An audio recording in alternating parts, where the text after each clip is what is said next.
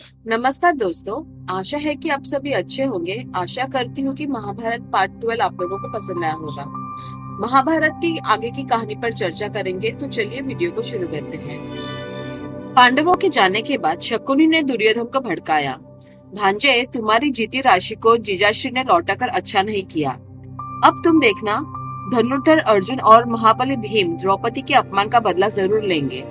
अब मैं क्या करूं मामाश्री? दुर्योधन बौखलाया। पिताश्री की तो मति मारी गई है। अगर एक बार फिर तुम किसी तरह युधिष्ठिर को जुआ खेलने के लिए बुला सकते हो तो बाजी पलट सकती है। क्या अब वे फिर से आएंगे? असंभव है। जीजाश्री को मनाओ भांजे, शकुनी ने कहा। इस बार शर्त यह रखेंगे कि अगर युधिष्ठिर हार गए तो पांडव 12 वर्ष तक वनवास भोगेंगे। 13 वर्ष में अज्ञातवास, और उस 13 वर्ष में यदि उनका पता चल गया तो फिर से 12 वर्ष का वनवास भोगेंगे। क्या वे मान जाएंगे?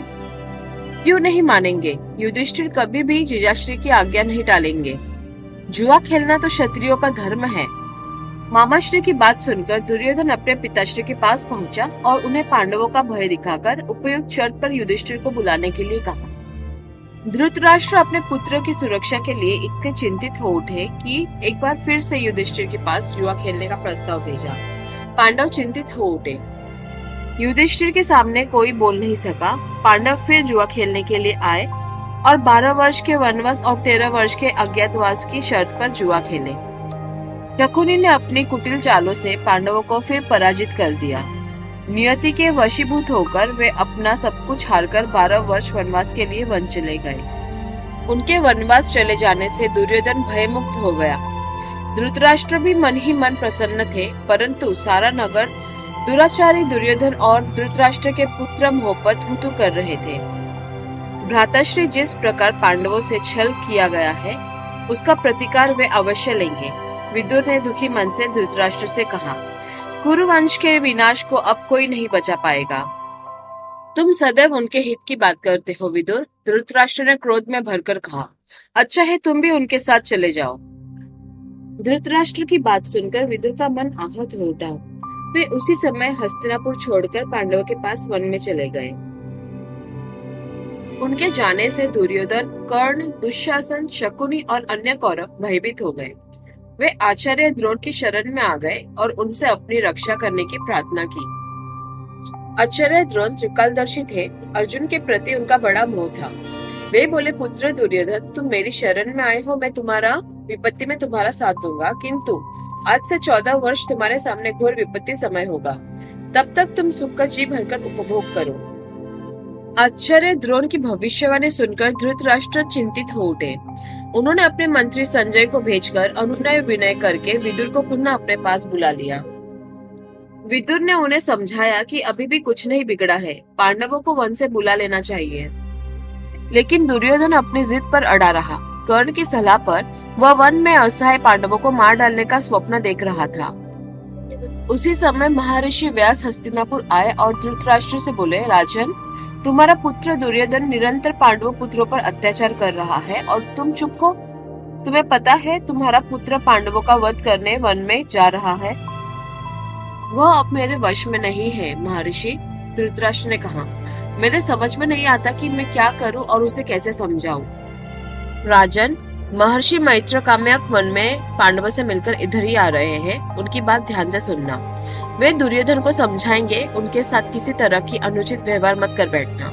चेतावनी देकर महर्षि व्यास चले गए। उनके जाने के बाद ही महर्षि मैत्रेय ने धृतराष्ट्र की राजसभा में प्रवेश किया। सभी ने खड़े होकर आदर सहित उनका सत्कार किया। महर्षि मैत्रेय ने राजा धृतराष्ट्र को बताया कि वे तीर्थ यात्रा पर निकले हैं। अभी काम्यक वन में वे धर्मराज युधिष्ठिर से मिलकर आ रहे हैं। राजन, बड़े दुख की बात यह है कि गंगा पुत्र भीष्म और महात्मा विदुर के रहते हुए भी अपने भाई भाई को शत्रु बन जाने दिया। महर्षि मैत्रेय की बात सुनकर भीष्म और विदुर ने सिर झुका लिया, बोले कुछ नहीं। धृतराष्ट्र भी कुछ बोले नहीं। तब महर्षि मैत्रेय ने दुर्योधन की ओर देखा और बोले, दुर्योधन, क्रोध मनुष्य का सबसे बड़ा शत्रु होता है। तुम कदापि पांडवों की बराबरी नहीं कर सकते। महर्षि मैत्रेय ने देखा दुर्योधन मुस्कुरा रहा था और बार बार अपनी जांघ पर हाथ मारकर महर्षि की बातों का उपहास उड़ा रहा था। महर्षि मैत्रेय की आंखें क्रोध से लाल हो गई। उन्होंने आसन से उठकर जल का आचमन किया और बोले, अरे अथम, तुझे अपनी शक्ति का इतना अहंकार है कि तू मेरी बात सुनने को भी तैयार नहीं है। नीच, तेरे कारण यहाँ घोर युद्ध होगा और जिस जंगा को तूने अभिमान से मेरे सामने ठोका है, उसी जंगा को अपनी गदे से भीमसेन तोड़ेगा। वही क्षण तेरी मृत्यु का होगा। धृतराष्ट्र कांपकर उठ खड़े हुए और बोले, भगवान, यह आपने कैसे शाप दे डाला? इस मूर्ख को क्षमा कर दीजिए। राजन, यह नीच अभी भी वन में अकेला जाकर पांडवों से क्षमा मांगकर उन्हें मैत्री भाव से यहाँ ले आए तो इसे मेरा शाप नहीं लगेगा। महर्षि मैत्रेय फिर एक पल भी वहां नहीं रुके और वे चले गए। परंतु काल के वशीभूत हुए दुर्योधन पर जैसे उस शाप का कोई असर नहीं हुआ। वह हंसता रहा।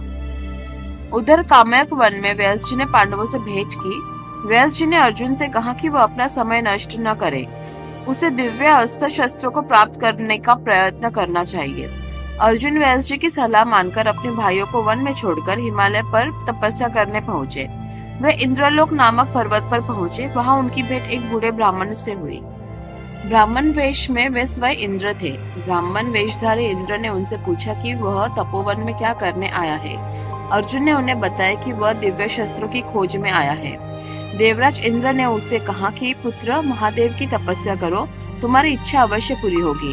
कहकर इंद्र अंतर्ध्यान हो गए।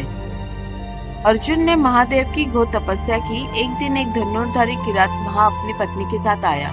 उसने एक जंगली सुअर पर अपना बाण साधा। उसे देखकर अर्जुन भी अपना बाण धनुष पर चढ़ा दिया। दोनों के बाण एक साथ छूटे और सुअर के शरीर में जा धंसे। अर्जुन ने किरात से कहा, तुम कौन हो? तुमने मेरे शिकार पर बाण क्यों मारा? इस पर्वत पर अपनी पत्नी के साथ भटकने का तुम्हारा कारण क्या है? किरात ने गुस्से से कहा, अरे वाह, यह वन प्रदेश हमारा, तुम तो वनवासी प्रतीत नहीं होते। पूछना तो मुझे चाहिए कि तुमने मेरा शिकार क्यों मारा, जबकि तीर पहले मेरा लगा था। नहीं, तीर पहले मेरा लगा था, अर्जुन ने उत्तर दिया। नहीं भाई, तीर पहले मेरा ही लगा था। अच्छा, यही है कि तुम मेरे से लड़कर निर्णय कर लो, किरात बोला। अर्जुन तैयार हो गया।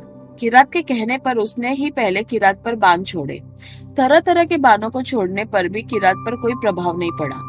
एक भी बाण उसे नहीं लगा। उसकी स्त्री एक और खड़ी मुस्कुराती रही। किरात भी मुस्कुराता रहा। अर्जुन के सारे बाण समाप्त हो गए। वह शंकित हो उठे। किरात ने आगे बढ़कर अर्जुन के हाथ से धनुष छीन लिया। अर्जुन का दर्प चूर चूर हो गया। वह महादेव का ध्यान करके किरात के पैरों में गिर पड़ा। वह तत्काल समझ गया कि उसके सामने साक्षात महादेव और पार्वती खड़े हैं। अर्जुन ने महादेव से क्षमा मांगी। महादेव ने उसे क्षमा करके उसके सारे बाण और धनुष वापस कर दिए और उसे पशुपत विद्या देकर आशीर्वाद दिया। महादेव ने अर्जुन से कहा, वत्स, अब तुम देवलोक जाओ, वहाँ देवराज इंद्र तुम्हारी प्रतीक्षा कर रहे हैं। महादेव अंतर्ध्यान हो गए तो वह बूढ़ा फिर वहाँ आ गया। अर्जुन ने उसे देखा तो देवराज इंद्र अपने असली रूप में आ गए। वे बोले, पुत्र, तुम्हें देखकर मेरी आंखें तृप्त हो गई। चलो, मैं तुम्हें लेने आया हूँ। देवराज इंद्र अर्जुन को अपने विमान में बैठाकर देवलोक की ओर चले गए। वहाँ इंद्र के कहने पर अर्जुन ने संगीत और नृत्य का अभ्यास किया। उधर द्वारिकाधीश श्री कृष्ण को पांडवों की दशा का पता चला तो वे अपने भाई बलराम के साथ वन में पांडवों से मिलने आए। उनकी दशा देखकर श्री कृष्ण और बलराम को बहुत दुख हुआ। दुर्योधन की करतूतों को सुनकर श्री कृष्ण को बड़ा क्रोध आया। उन्होंने द्रौपदी की पीड़ा को भी समझा और उससे सांत्वना दी कि समय आने पर द्रौपदी के अपमान का बदला अवश्य लिया जाएगा। दुर्योधन अब किसी भी तरह से बच नहीं पाएगा, उसके वंश का विनाश निश्चित है। श्री कृष्ण के वचनों को सुनकर द्रौपदी को सांत्वना मिली। तो ये था हमारा 13th वीडियो पार्ट। जल्दी आप लोगों के लिए 14th वीडियो पार्ट लेकर आएंगे। तो ये कहानी आप लोगों को अच्छी लगी हो तो प्लीज लाइक, शेयर और सब्सक्राइब जरूर कर दीजिए। आपका दिन मंगलमय हो।